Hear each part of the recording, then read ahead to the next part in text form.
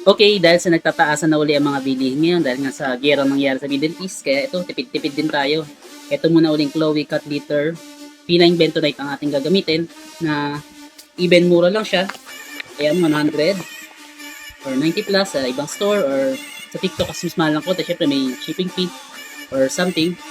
Ayan, pero ang mura pa rin niya kaya ito pa rin gagamitin natin dahil hindi naman madedehado dahil strong clamping pa rin siya, low dust and odor control, and then soft texture. And then nagamit natin ito nakaraan kung nakita nyo sa last video natin na pinilingan natin na yung Chloe powder scent. Ito naman ay lemon.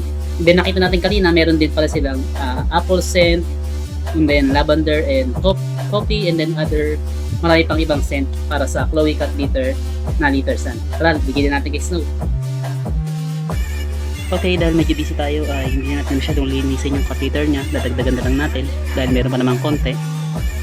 Mag-aas tayo. Ito, dahil sa pinakita natin kanina, itong cat litter ng Chloe pa rin ang gagamitin natin na lemon scent ang flavor. Like nakaraan na powder scent.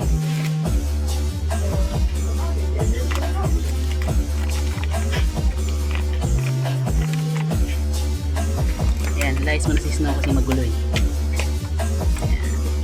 Bye bye Snow. Bye Snow. Okay, salin natin itong bagong cat litter niya ng Chloe. Lemon scent naman.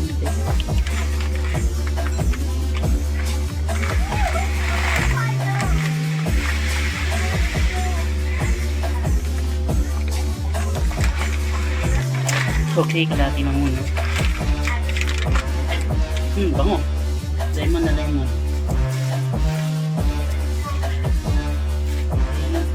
Yan, bago na naman ang kanyang cat litter. Chloe, lemon scent. Okay. Kaya yung itsura niya. Ayan, mas maliit, parang mas maliit lang siya sa karaniwang Bentonite. Okay, next naman pakita ko yung clamping niya. Ayan, kunwari example tayo ng iyo.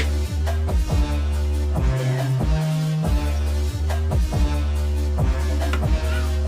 Tabunan lang natin ng konti. Okay. Kuhanin natin. Okay. Clamping niya. Okay. Makuha naman natin agad. Okay, mabilis ng clamping niya. Within seconds lang. Hindi nalalaglag yung mga tuyo. Sayang din. Kaya talagang yung mga wet lang yung nakukuha niya. Okay, yan lang for now. Ito nga yung ginamit natin din para sa mga titipid sa panahon ngayon. Itong Chloe cat litter. More or less 100 lang to. 5 liters na. Meron din silang 10 liters. Ayan, mas makakatipid tayo kung yun nakukuha natin. Ano yung clamping niya. Thanks for watching. Bye-bye.